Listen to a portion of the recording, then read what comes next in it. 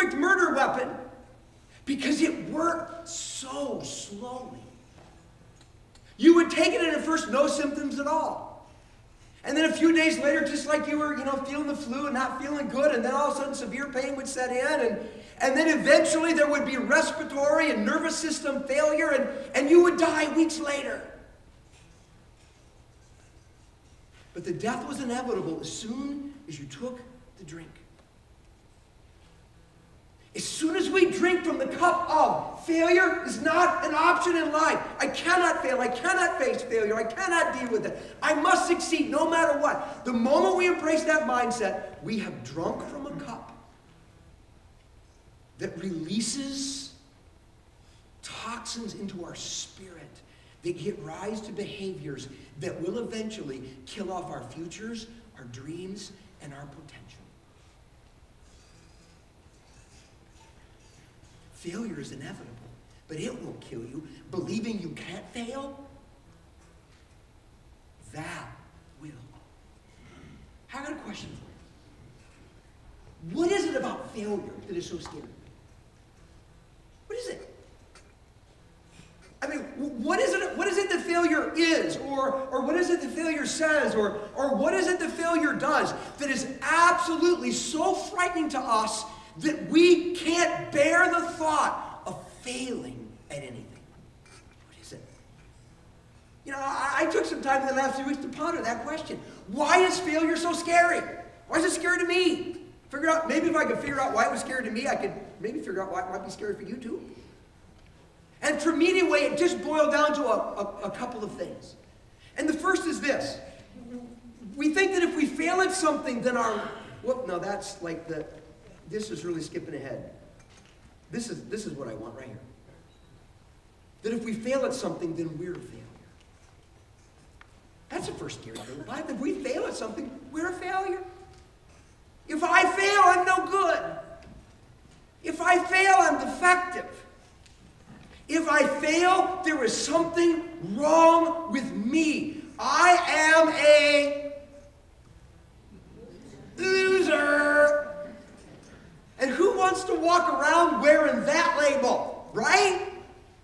Who wants to be the defective person, the broken person, the flawed person, the loser person? Because we believe if we fail at something, we're a failure. If you've ever been tempted to believe that, then here's what I want you to know. Failure is an event, not a person. Failure is an event, not a person. You see, when you fail at something, it doesn't make you a failure. It makes you just like everybody else on the planet, a person who sometimes fails. Because failure is inevitable for everybody. Failure does not have the power to define you unless you give it that power. Hey, let's play a little game. I'm going to shout out a name, okay? This is going to be the name of a Bible character. And then what I want you to do is just from the gut, if you know the character, from the gut, I want you to shout out whether that person is a success or a failure. Okay? Now let's practice. Let's all shout success. Success. I'd call that kind of like timidly peeping. Okay, shout out success. Success. That was good. Okay? All of you together almost equal Dawn. That was excellent. Okay, now, ready? Failure. Ready? Failure. Okay, now, I just from the gut, I'm just gonna throw out some names here to you, and you just respond. Success or failure, all right? Abraham. Success. That's what I'd say. Moses. Success. Whoa. Rahab. Success. Thank you, Don. It's my favorite. You know, that was so not a Ocala. Gideon. Success. David. Failure. That says something about you. You know what's interesting about all these people? God included them in Hebrews chapter 11. which we call the Hall of Fame for people of faith.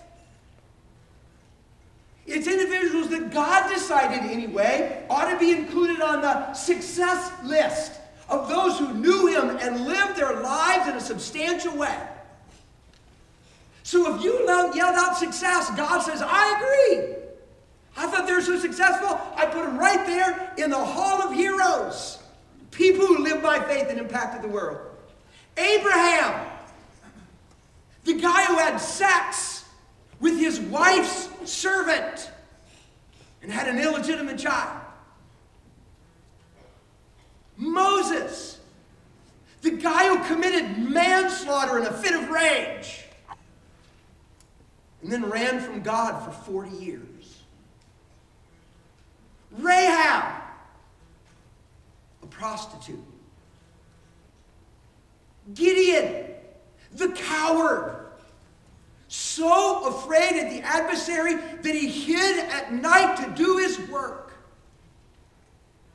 David, who had a little fling with the girl whose name was Bathsheba, who got pregnant, and he tried to cover it up, and had her husband killed, and then was exposed before the nation. God said, success, success, success, success, success. Even though these people failed and failed and failed and failed and failed. And I think it's because these people realize something. Because you failed at something doesn't make you a failure. You do not have to allow your failure to define you. Because you're not a loser. And if you refuse to let it define you and you can move on with your future, then you can be in every way a success. See, I'm convinced that for many of us in this room, there is something in our past. There is an act, there is a season, there is a situation. And it comes up to us in the screen of our mind almost every single day. And it's a scene of failure. And when it comes up, we want to define our lives in light of that. These heroes, these successes we just talked about, could have had the same thing happen. But they chose not to let their past failings define them as a failure. And they chose instead to move forward. And according to God, they were huge successes. Failure isn't a person. It's an event. We don't have to let it define us. Now look, it is absolutely true that we can be a failure as a person. It's true. But two things are also true. Number one, that label can never be placed on anyone until their life is over and all of the evidence is in.